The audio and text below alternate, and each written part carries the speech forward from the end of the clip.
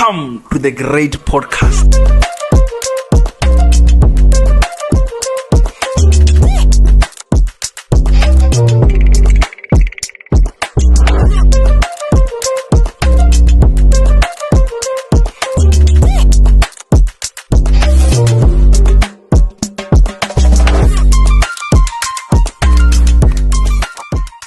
Hi guys, and this is your beautiful young lady, Katlego Matlasela, and this is the Great Podcast, and I'm not alone. I'm with a very young, beautiful woman next to me, Mrs. South Africa. How are you, ma'am? I'm good, and you, my love. Great, thanks. Can you please introduce yourself to our audience? Hi, everybody. I am Nhlapo, Nhlapo, 32 years of age, originally from the Valence Bukenko Zone 10. Started my undergrad at VUT, furthered my studies here.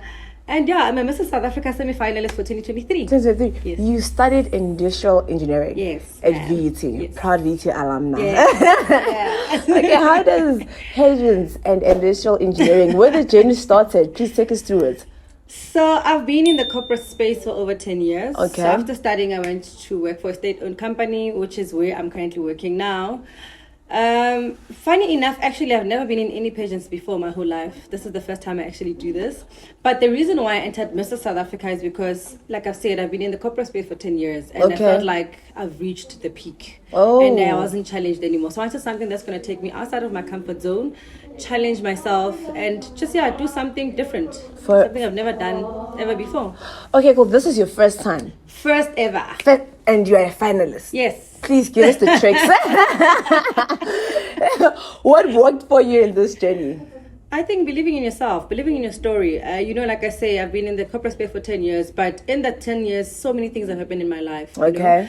And I came to Mr. South Africa after I lost my parents due to COVID. Unfortunately, I buried my parents, both of them, on the same day due to COVID. Okay. And when that happened, my life just took a turn. Everything just stopped around me. And I wanted something that's good, as much as I wanted to heal, but I wanted something that's going to remind me of the power that I have. And know that my dreams are still valid, though I was going through the most. And I still am sometimes. But I wanted something that's going to remind me of my power and remind myself that, the fact that I'm still here, my dreams are still valid, and I can achieve a lot of things. Your dreams are still valid. So that one young kid out there that are doing a cause that she's not happy about, and she wants to start this journey, but the fear of the unknown always deals with people most of the time. What would you say to that person? I always say, what if it works? When we think of something, we always say, what if it doesn't work? For some time, I've been saying, I want to change careers. I want to try a new employer. And people always say, what if it doesn't work? Nobody ever says, what if it works? And I always challenge people to think in that manner. What if it actually works? Just go for it. The worst that can happen is you learn, you get a lesson from it. And that's why when I entered Mr. South Africa, I said, the worst that can happen is I may not get the crown, but I would have learned so much. So, just go for it. Just go for it. So what is the most challenging part of the journey since you started joining Miss South Africa? I must say, I am completely outside of my comfort zone. I know corporate, I've done it for 10 years. I can do my job with my eyes closed. But this for me is something completely new. So I've learned to trust the journey and to believe in myself. Now more than ever, I believe, Uguti, I'm capable. Like nothing's going to stop me. I am the only person who's going to stop me. So I've learned to trust myself a bit more. And to also understand that I'm a brand, and we're all brands. As I walk in here, you're talking to a brand. And Mr. South Africa has taught me to appreciate Nhlapo as a brand. Okay. Yeah. So you're saying when I walked in here, I'm an actual brand. I'll assume there's a way you perceive yourself or the way you present yourself into people. Yes. Like you training those skills and you actually knowing how to read the room and presenting yourself. How does that go about for you?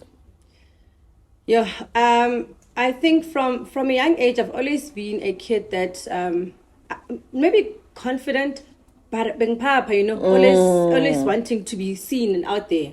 And now that I'm older, I understand that the way I look, I'm always particular about the way I look, because the way how I appear to you matters the most, So I take myself very seriously. It doesn't matter where I go to. Very, very serious. And I think with Mr. South Africa came that extra burden to say, even when I go to the shops, I must now be very serious, because I don't know, I don't know who I'm gonna bump into. And it's very important to, like I'm saying, carry myself as a brand, because you can't see me now here and I'm all glammed up and you bump into me and you're like, but it looks like her. Is it her? No, it's not her. So it's very like when I say carry yourself as a brand, I really do take my brand So seriously. it is actually true that if you want to venture into this media spaces or in such spaces in life, like you becoming a brand or you wanting to become a brand, because it differs in the industry that you're in, right?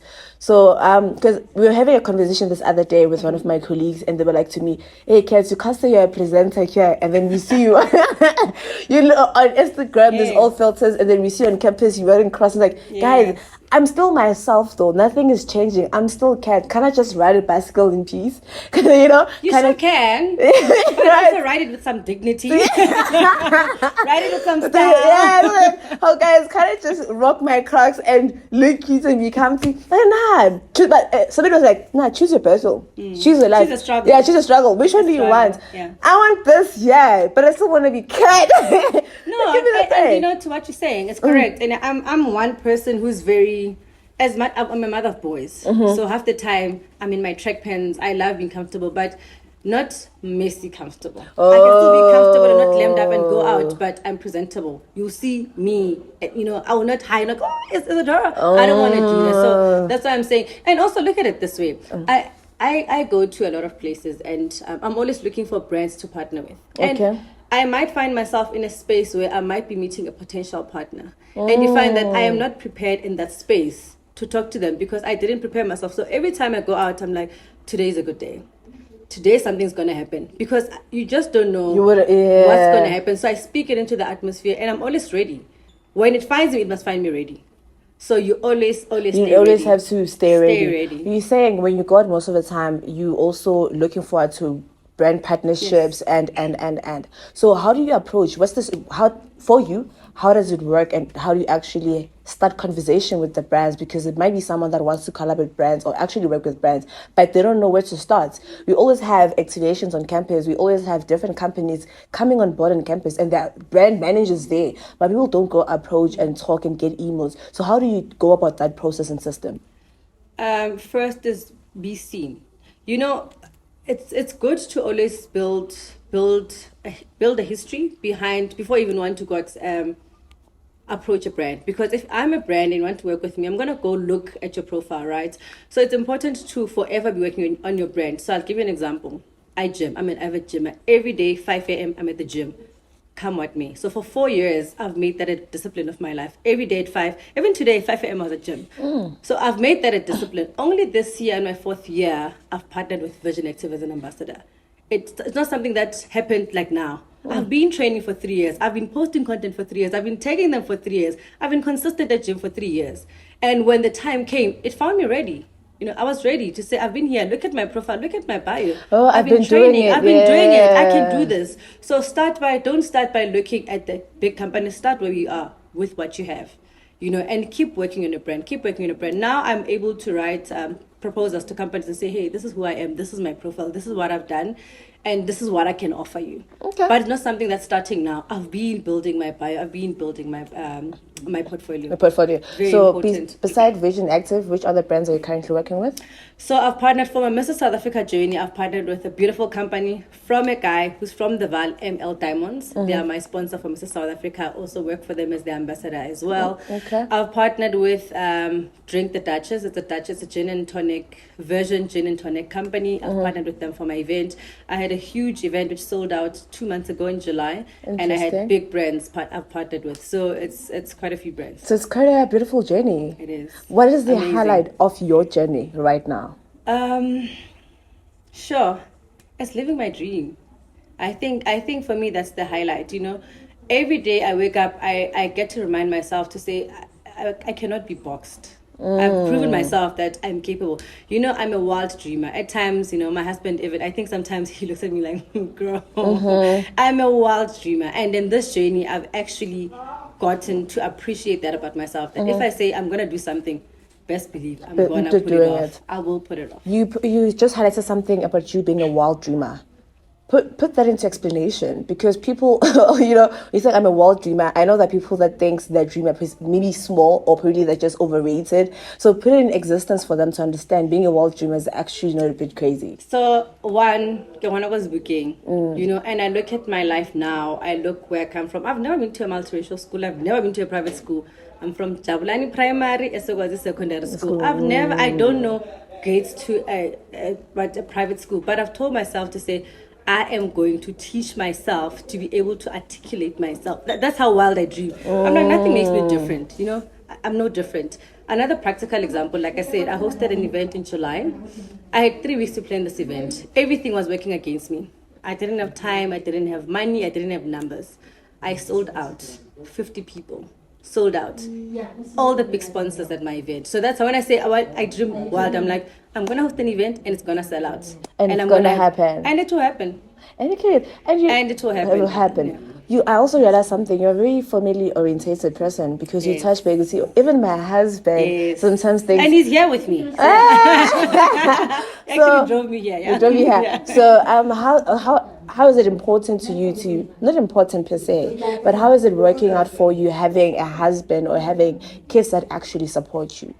Sure, it's very important. I always say I can never do a single thing I do without my husband's support. I can never. And always in my journey, I'll always give him his flowers because he deserves them. You can imagine I have a 9-to-5 job. I've got a business that I'm running. I've got Mrs. South Africa. I've got 3 boys. I've got another business that's an event business. And I must still be able to share my time. And I'm blessed to have a partner where if I have to go to Mrs. South Africa, I know my boys are safe. They're with their daddy and he's hands-on. You know, I don't have to now stress to say, I can't leave my kids. My husband cannot do this. He's fully supportive.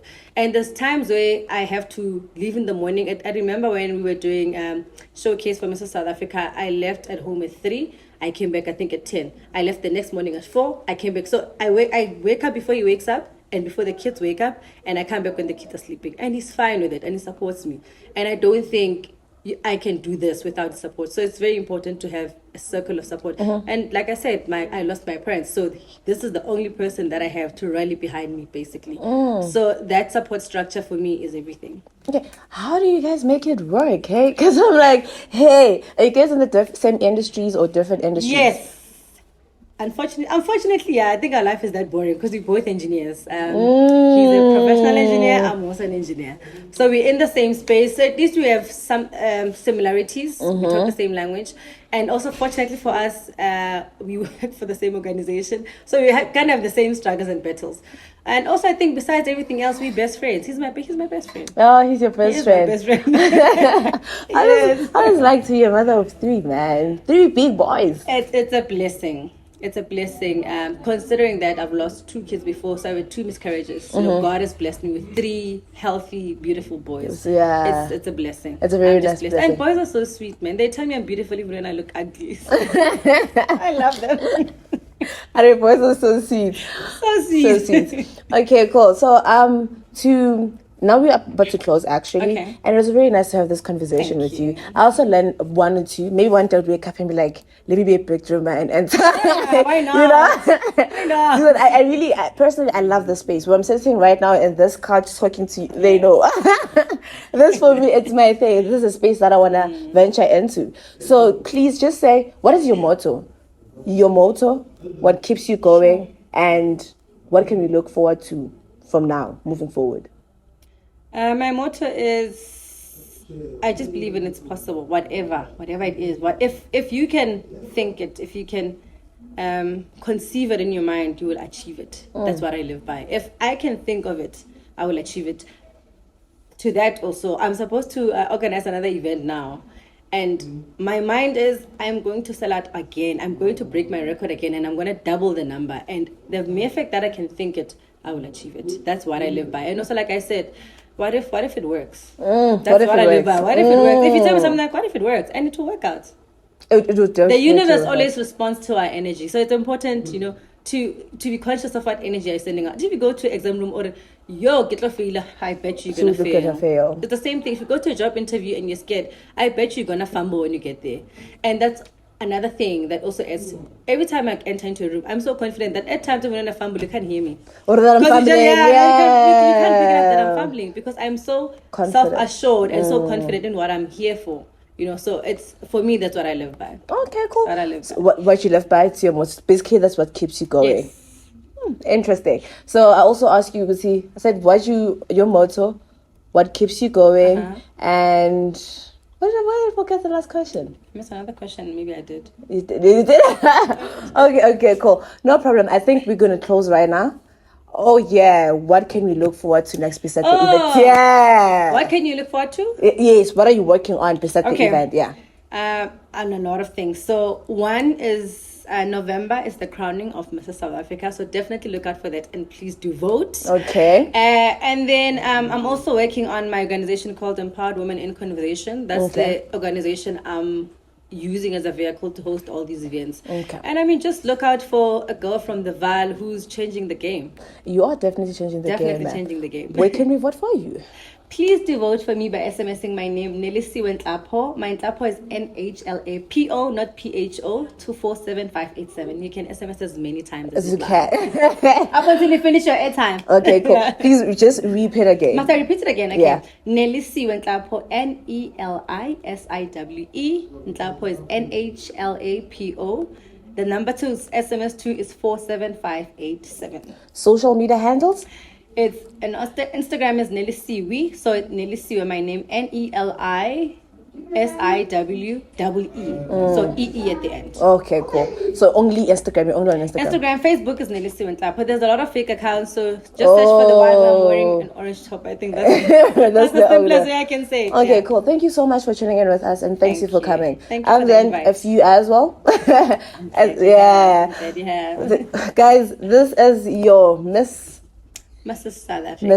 South Africa finalist for 2023, yes. and definitely the winner. Why not? Exactly. Let's bring it home. Let's bring it back to the Val. I feel like you guys are supposed to be learning something from now on, and probably you are definitely inspired, because she said one thing that I really liked personally. Which, what if it works? You understand? Because everything, when you start to venture into business or whatever, we think about it might not work. If I fail. But today we are saying, what if it works? Your co-host, Danko.